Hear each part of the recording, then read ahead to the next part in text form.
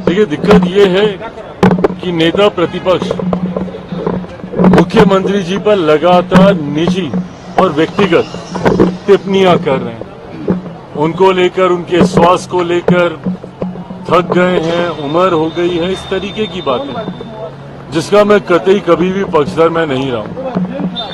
आप नीति पर आप आरोप कीजिए, सरकार की कार्यशैली पर आपको आरोप लगाने हैं, ये वो राजनीतिक विषय हैं जिसके ऊपर हम लोग भी अपनी बातों को खुलकर रखने का काम करेंगे। नेता प्रतिपक्ष का पद एक जिम्मेदारी भरा पद होता है। ऐसे में उनसे अपेक्षा ये नहीं की जाती कि वो इस तरीके के व्यक्तिगत आरोप प्रत्यारोप मुख्यमंत्री जी और उनके पद पर या उनके व्यक्तित्व पर वो करें।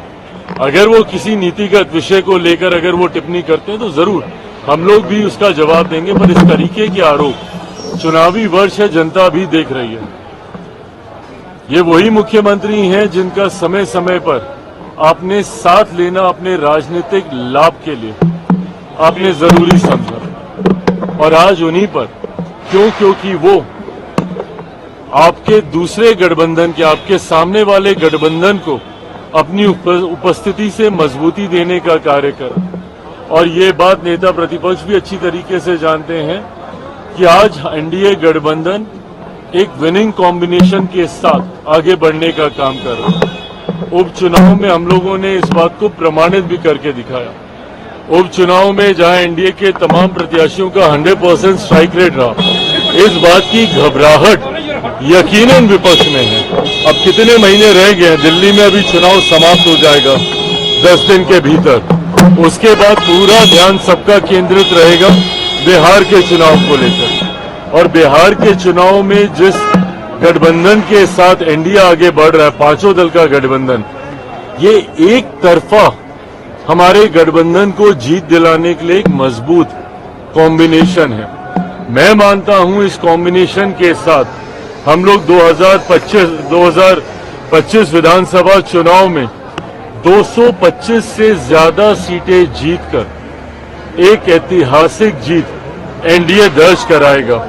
और जिस कोऑर्डिनेशन के साथ हम लोग आगे बढ़ रहे हैं, ये आप सबके संज्ञान में है कि तमाम दलों के प्रदेश अध्यक्ष एक एक कर अलग अलग जिलों में कार्यकर्ता सम्मेलन ऑर्गेनाइज करने का काम कर रहे हैं। हमारे प्रदेश अध्यक्ष राजू तिवारी जी यहाँ पर मौजूद हैं, भाजपा के हों, जदयू के हों, कुशवाहा जी की पार्टी के हों, मांझी जी की पार्टी के हों, तमाम प्रदेश अध्यक्ष एक साथ अपने कार्यक्रम अलग अलग जिले में करने का कार्य कर रहे हैं। इसका लक्ष्य यही है कि ये गठबंधन को हम लोग बूथ स्तर तक लेकर जाएं, और इसका हम लोगों को रिजल्ट भी देखने को मिल रहा है। ये गठबंधन न सिर्फ प्रदेश स्तर पर, न सिर्फ नेताओं के स्तर पर एक नई मजबूती के साथ आगे बढ़ रहा है, बल्कि जिला में भी आप देखिएगा जिस तरीके से बैठकें हो रही हैं, दही चूड़ा के बाद इस कार्यक्रम की शुरुआत की गई, ये अपने में दर्शा रहा है कि बूथ लेवल तक हम लोगों का गठबंधन मजबूती से आगे बढ़ रहा है और एक ऐतिहासिक जीत की ओर हम लोग अग्रसर हो रहे हैं। दिल्ली में क्या होने वाले हैं, क्योंकि अरविंद केजरीवाल के ऊपर अब राहुल गांधी ने बयान देना शुरू कर दिया है। अब बताइए, ये है इन लोगों का गठबंधन। बिहार से ही शुरू किया था इन लोगों ने, इंडिया अलायंस, बड़ी बड़ी बातें ये लोग करते थे, और एक एक करके ताश के पत्तों की तरह ये गठबंधन टूटने लगा, एक एक करके तमाम घटक दल, क्योंकि महत्वाकांक्षी नेताओं का ये गठबंधन है। यहाँ पर हर नेता इस गठबंधन का एक दूसरे के सर पर पांव रखकर आगे निकलने का प्रयास करता है। इस गठबंधन में मुख्यमंत्री जी भी थे हमारे, और किस तरीके से गठबंधन में नेता एक दूसरे को साइडलाइन करते हैं, इस बात का अनुभव उन्होंने भी किया। इस बात का अनुभव तमाम घटक दलों को होने लगा। ममता बनर्जी जी ने पहले ही गठबंधन से दूरी बनानी शुरू कर दी थी, और दिल्ली इस गठबंधन के टूटने का सबसे खूबसूरत उदाहरण है। जहां पर आम आदमी पार्टी अलग चुनाव लड़ रही है, तो कांग्रेस अलग चुनाव लड़ रही है, तो समाजवादी पार्टी आम आदमी पार्टी का समर्थन कर रही है, तो टीएमसी आम आदमी पार्टी का समर्थन कर रही है। दो गुटों में बटा हुआ ये गठबंधन दिल्ली में दिखाई दे रहा है।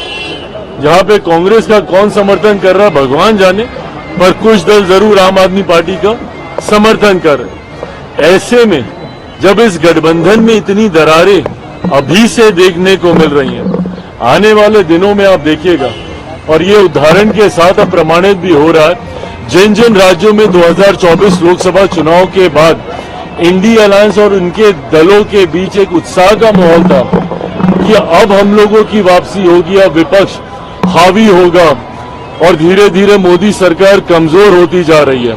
महाराष्ट्र में ये तमाम दल उत्साहित थे।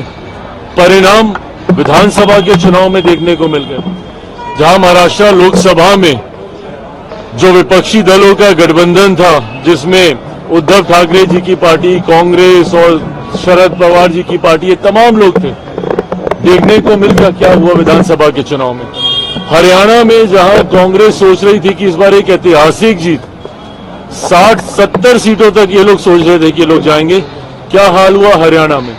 इसी तरीके से दिल्ली में भी आप देखिएगा 10 साल की जो एंटी इनकम्बेंसी है आम आदमी पार्टी की, और जिस तरीके से झूठे वादे करने का एक अप्रत्याशित रिकॉर्ड पूर्व मुख्यमंत्री केजरीवाल जी ने वहां पे स्थापित करने का कार्य किया, जिसको खुद वो खुले मंच पर आज की तारीख में स्वीकारते हैं। भाई हम लोग भी दिल्ली में रहते हैं, दिल्ली में गंगा यमुना हम साफ कर देंगे, तो वहां की सड़कें ये बना देंगे, और खुद आज कबूल कर रहे हैं कि ये उन वादों को पूरा नहीं कर पाए। आज की तारीख में दिल्ली के लोग पूरी तरीके से, हम लोग भी धीरे धीरे कैंपेनिंग हम लोगों ने शुरू की है, और जो जनता का जो फीडबैक मिल रहा है, ये बात तय है कि आम आदमी पार्टी की सरकार दिल्ली से जा रही है। भाजपा के नेतृत्व वाली एनडीए की सरकार 8 तारीख को वहां पे शपथ लेगी। ये बात दिल्ली की जनता ने कम से कम तय कर ली। थैंक